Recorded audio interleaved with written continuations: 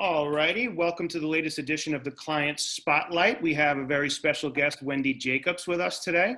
So Wendy's been training with us since March. We're going to get into some of the logistics of that and how that played out. But very consistent with her workouts, a good solid 3 to 4 days a week, always brings great energy and, just a pleasure to coach, and got a great sense of humor, as I'm sure you'll get to know. So Wendy, welcome to the program. Thank you. Thank you for interviewing me. This is exciting. I feel like a celebrity. Absolutely. You are a celebrity. You absolutely are. So I'll start off with an easy one for you. Favorite exercise and least favorite exercise? In my general life, you mean? You could relegate it to the gym or just in life in general. Okay. My favorite exercise is biking. Okay. I'm not a cyclist. I just bike. Right. And my least favorite is definitely running. I can't. So running is. And in the middle, and in between is swimming. So there. Okay. That's great. A nice variety of stuff. You got your gym workouts, your strength exercises. You get out on your bike and get some fresh air. Go for a swim. I love it. That's perfect. So tell us, so you just, came to us back in March, and we all know what happened in March. We'll get to that in a minute. But what were some of the fears or hesitations that you might have had about joining a fitness program before you came to us? I don't know if it was a fear, but the concern was probably the commitment. And I have to say, because you literally are walking distance from my house, there would be no excuse for me not to show up. Mm-hmm. Okay. And it was a perfect setting, etc. So, mostly I think commitment and maybe cost, mm-hmm. because my financial situation is not what it used to be. And, so, mm-hmm. It was about my health more than anything else. So, Right. So what were we able to do, or what were you able to accomplish with us that sort of pushed you over that commitment ledge and said, okay, this is the right thing for me. This is worth committing to. The first, I have to say, it was you, Ken. Okay. Thank you. All right. Because you're very serious and also could keep things light, of course, but it had a lot to do with the setting. Small groups was great for me. I don't like gyms. I don't like the one machine after another. I like the socialization of being in a group, or even if we're just two of us working out together. And I like, the energy in your gym is amazing. It's very positive. It's very, I don't know, it's so healthy that I couldn't refuse. And you made a really good deal with me. So, I don't know. It was just so easy. It was so easy to say yes immediately. I didn't have to think about it. What about the environment vibes with you? Is it the fact that, is it the people? Is it that it's a welcoming place? Like what about it specifically? I think what I like is that it's very private.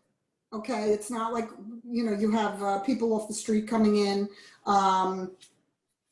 I wasn't able to get to know too many people because I was only there a few times, but what was the question again? I forgot. So what about the environment? Did you really fall in love with? Was it like the people, just people being? I think a combination of everything. It was the perfect, the trainer, and the variety of trainers. I only got a chance to work out with somebody else besides you only once, I think. And the variety of age people, the people that were there were young people, there were people middle-aged and people my age, because I think I'm not middle-aged anymore. And it was clean, very clean. I can't say you could eat off the floor, but I don't know. In a pinch. Probably could.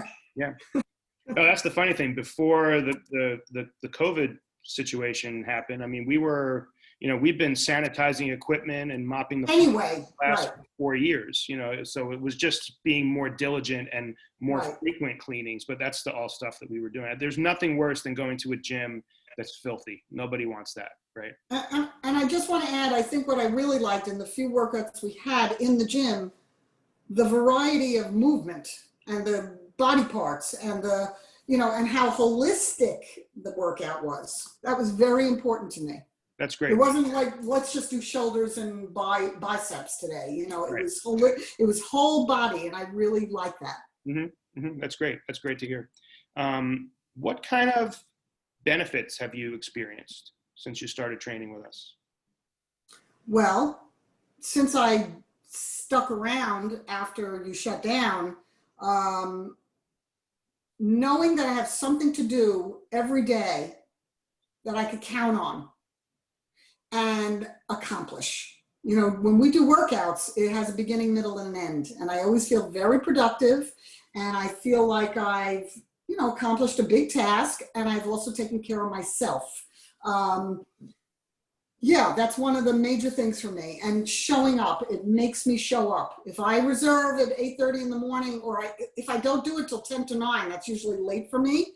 But I could do it the night before, because I know the next day what I have to do, and I take no interrupt. Every once in a while I look at my phone, I get work things going on, but I don't miss my workouts. I think they're critical to my health, my mental health, my physical health, Now, I remember when you first came to meet with me, I took you through our movement screen, and I'll leave it up to you if you want to tell the audience how old you are. They're not going to believe it, first of all. 63.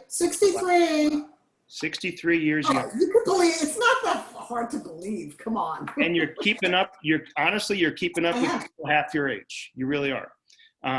But my question was, like, obviously, anyone, whether I'm going to be 50 in December, as you get older, the joints aren't quite as pliable or flexible as they were. Things are a little bit tougher. You had some movement issues that we wanted to be mindful of. How have you found that you've been able to kind of work through that or work around that, maybe improve some of those things and not worry about injury or pain? So I try to do as much as I can. I push myself. I happen to have my knees hurt, but my workouts always make me feel better. So if I push through and I never hurt myself. I've never been hurt in a workout with you ever. And I can't do burpees. I won't. I refuse. So I do my modified sprawl, and it works. I'm moving. I'm sweating. That's what counts. It's the effort, and it's the commitment to making, doing as many reps or whatever we're doing. Whether it's a time thing. I think I have definitely. I feel better in my body when I work out. So after a workout, I'm not in pain. Prior to a workout, I'll be in pain. So I probably need to do some more stretching and all that. But yeah, I'm definitely better for working out. That's great. That's the way it's supposed to work. Exercise is supposed to make you feel better, not supposed to make you feel worse, right? And that's where people go wrong. Now back to the circumstances surrounding, March when you came to us. You only had a chance to be in the gym with us for a handful of workouts, right? And then COVID happened. And you were new. You didn't have any commitment to us whatsoever. You could have very easily said, wow, I just joined this gym and it's closing. I'm just going to go back to my old routine and I'll see them, when they open up. But you stuck with it. You're a consistent participant in the Zoom workouts, taking advantage of our online platforms. Why did you decide to move forward, even though it wasn't kind of what you signed up for? Okay, so I know when I take care of my body, I always feel better. And we were coming upon something that nobody knew what was going to happen. And we had no idea that we were really going to be locked down or locked in. And I knew that working out and having contact, I don't watch videos and work out. I like it live. And it was a way of staying sociable. It was a way of definitely taking care of myself. Again, it was that commitment, like I know I have something to do before I start my work day. Fortunately, I've been working from home for quite some time, so that wasn't new, but the lockdown was new. And the lack of, meeting friends, etc., or even just going to the gym. So it was perfect timing. For me, it was the perfect timing. There was no way that I was going to abandon, it was the beginning it was almost spring. I wanted to take off some weight, which I haven't done, by the way. I just haven't put weight on. I haven't taken it off, though. That's good. But that's okay. That's okay. Mm-hmm. It could be worse. I could have put on 20 pounds. I didn't. Right. I had to stick with, I made a decision, and okay, I walk to the lake now instead of walk around the lake a few times instead of to the gym. But that it was so easy. It was almost, I don't know. I have to say that COVID was a kind of relief. We had no pressure to go anywhere or do anything, but take care of ourselves, our family, clean our closets, etc. It was great timing for me. It was perfect. And I'll continue Zooming, because if I'm not in Bayside, I may not be in Bayside forever. Right. So I would be able to do your classes anywhere. I could be in Italy if I want, kind of thing. No, and that's the great thing about it. That was kind of really an unforeseen benefit of all this is that flexibility. And I was thinking, like, we're planning a short little family getaway the first week of September. I can teach my classes from the beach just as easily as I can from the gym, so nobody has to miss a workout. I don't have to miss a class. I get to see my favorite people, and it's great. Right.